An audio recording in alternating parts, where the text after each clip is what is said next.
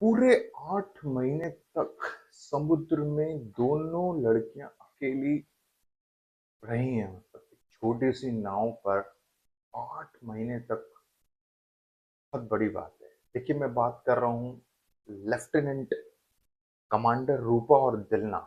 ये दो लड़कियां जो हैं वो, जिन्होंने समुद्र की यात्रा की है। कितने किलोमीटर, देखिए मैं न्यूज़पेपर देख के पढ़ रहा हूँ, उसमें से मैं आपको स्क्रीनशॉट भी शेयर करूंगा।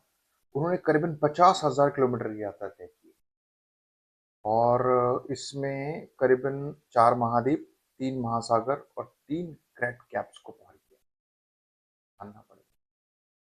तो इनके बारे में जब मैं पढ़ रहा था न्यूज़पेपर में या इंटरव्यू में भी, तो बहुत बड़ी बात समझ में क्या आई। उन्होंने क्या बोला कि देखिए, समुद्र पर इस तरह से अकेले याद करना जीवन की तरह है। मतलब जीवन में कभी भी कुछ भी हो सकता है, वैसे ही समुद्र का कुछ पता नहीं है, कब अचानक से खराब हो जाए मौसम और कब ठीक हो जाए, कब क्या हो जाए, कुछ भरोसा नहीं है। और अकेली समुद्र के अंदर देखिए, दोनों लड़कियां समुद्र के एकदम बीच में, जैसे उन्होंने बताया कि अपॉन में बहुत खतरनाक, उनको इनका जो इक्विपमेंट था वो खराब हो गया, जो डायरेक्शन देता है सारे, उनको पता ही नहीं है समुद्र के अंदर वो कहाँ पर हैं। मतलब अगर किसी को मदद के लिए पहुंचना पड़ेगा तो 5-6 दिन जाएंगे। ऐसी स्थिति भी उन्होंने देखी। और फिर एक अच्छी स्थिति भी उन्होंने देखी कि एक धूमकेतु उन्होंने देखा जो 80,000 साल बाद दिखता है, उसको कैप्चर किया। यानी जीवन की तरह कभी उतार कभी चढ़ाव, और अकेले समुद्र के अंदर अनिश्चितता, मतलब कभी भी कुछ भी हो सकता है। तो और बहुत बड़ी बात है, मतलब ये सीखने को मिलता है कि कैसे जीवन अनिश्चितताओं से भरा है।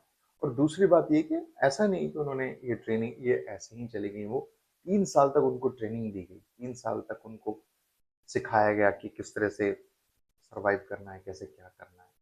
क्योंकि जाहिर सी बात है, इतना बड़ा स्टेप, इतने बड़े के लिए तैयारी बहुत ज़रूरी होती है। एक ये भी सीखने को मिलता है कि आप कुछ जब बड़ा करते हैं तो उसके लिए तैयारी बहुत सॉलिड होनी चाहिए।